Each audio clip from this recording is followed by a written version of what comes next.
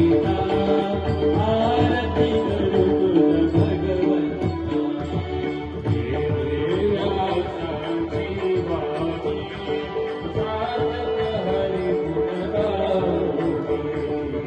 शास्त्र पुराणे गुरुजपणी परम प्रेमामृत जलनी सहज सेविका भाविक भक्ता उदार दाता आरती करू तुझ भगवंता प्रमते जनु मानस तीर्थ द्वादश सोपाने युक्त निर्मल भक्ति जने भरित हरे हरिहंस चित्त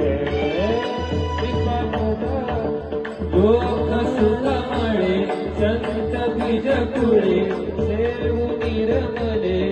पाठ हरपले रस पिता आरती करू तुझ भगवंता